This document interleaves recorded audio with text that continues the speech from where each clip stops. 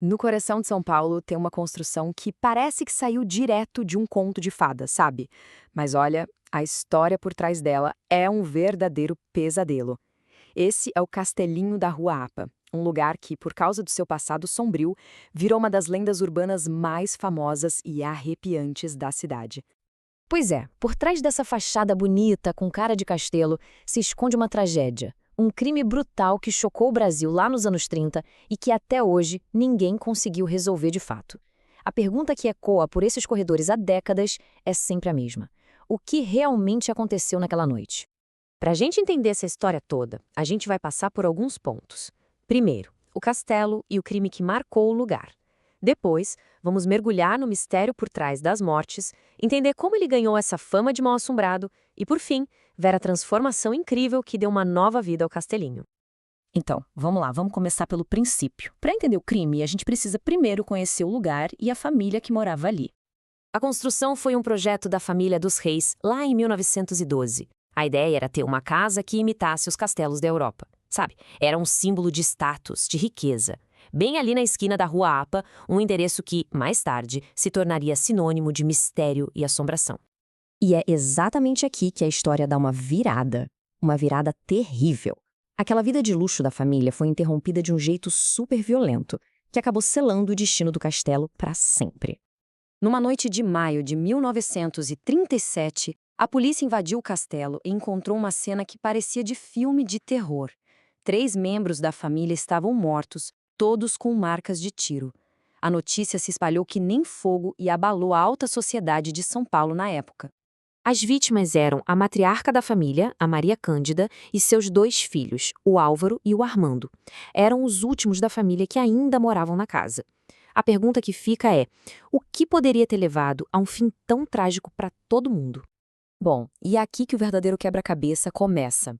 Porque desde o primeiro dia, as investigações foram cheias de contradições, de perguntas que nunca foram respondidas. Olha só que confusão. A polícia chegou rápido a uma conclusão. O Álvaro, o filho mais velho, atirou na mãe e no irmão por uma briga de negócios e depois se matou. Caso encerrado. Só que a perícia veio e bagunçou tudo. Encontraram pólvora nas mãos do Armando, o irmão mais novo. Ué, de repente existiam 2 versões oficiais que não batiam uma com a outra.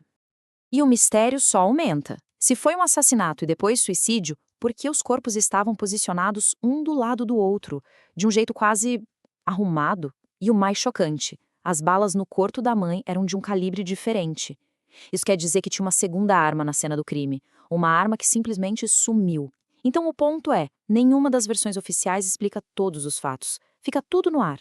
Com tantas pontas soltas, é claro que uma terceira teoria ganhou muita força. A de que uma quarta pessoa esteve na casa. Um assassino que montou toda a cena do crime e nunca foi pego. É esse mistério sem solução que serve de base para tudo o que veio depois. A lenda sombria e assombrada do Castelinho da Rua Apa.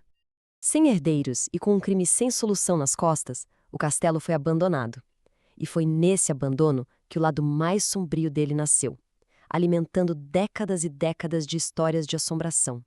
A fama do lugar ficou tão grande que ele foi até apelidado de o lugar mais mal-assombrado do Brasil. Essa frase aí mostra bem o poder que essa história ganhou. A tragédia virou combustível para lendas de fantasmas, de vozes que ecoavam pelos quartos vazios.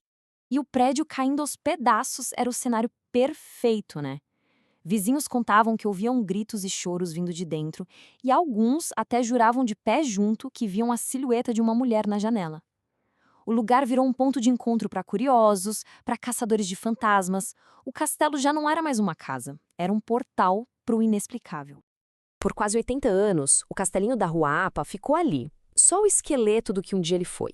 Mas a história dele não termina em ruínas e fantasmas, não. A transformação foi longa, viu?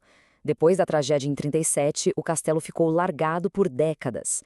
Só em 2004 que ele foi tombado como patrimônio histórico, mas a restauração de verdade só começou em 2015. Em 2017, ele finalmente reabriu as portas. Foi uma jornada de 80 anos da escuridão de um crime para a luz da redenção.